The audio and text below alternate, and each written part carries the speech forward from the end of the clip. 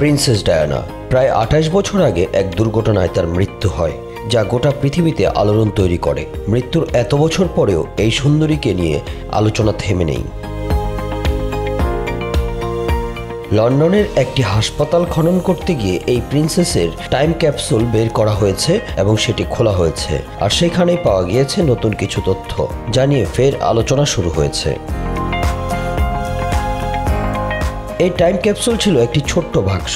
ওয়েলসের প্রিন্সেস এবং লন্ডনের Great Ormond Street Hospital for Children's GOSH এর সভাপতি হিসেবে প্রয়াত প্রিন্সেস ডায়ানা এই বাক্স পুঁতে রেখেছিলেন।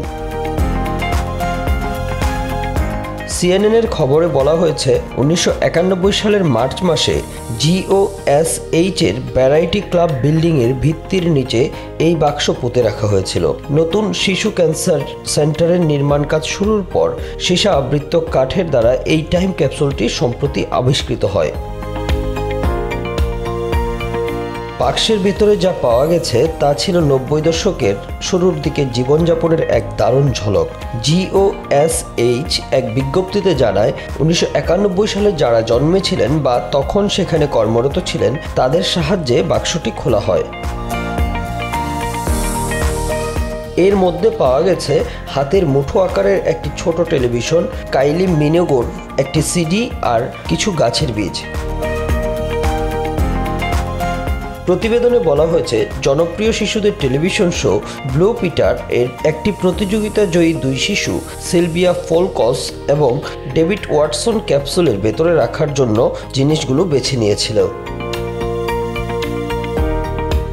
ওই দুই শিশু রেখেছিল কাইলি মিনোগোর রিদম অব লাভ CD, একটি ইউরোপীয় পাসপোর্ট, পুনর্ব্যবহারযোগ্য কাগজ, একটি ছোট্ট টিভি, যুক্তরাজ্যের কিছু কয়েন, একটি স্নোফেজ হলোগ্রাম, কিউ গার্ডেন্সের গাছের বীজ আর সৌরচালিত ক্যালকুলেটর। এছাড়াও এই বাক্সে ছিল ফলস ও ওয়াটসনের লেখা চিঠি, দ্য টাইমস পত্রিকার একটি কপি আর ডায়ানার একটি ছবি। দশকের পর দশক মাটির নিচে থাকার পরও যে অধিকাংশ জিনিস অক্ষত ছিল। অনেক জিনিস এখনো ভালো আছে, যা ভিন্ন প্রযুক্তিগত যুগের স্মৃতি জাগায়। আর্কাইভের কর্মীরা জানান, কয়েকটি জিনিস পানিতে ভিজে সামান্য ক্ষতিগ্রস্ত হয়েছে। শিশু হেমাটোলজি, অনকোলজি এবং বোন মেরো ট্রান্সপ্ল্যান্ট ইউনিটের ক্লিনিক্যাল ফেলো হিসেবে কাজ করা রচনা রেডকার টাইম ক্যাপসুল তুলতে সাহায্য করেছিলেন।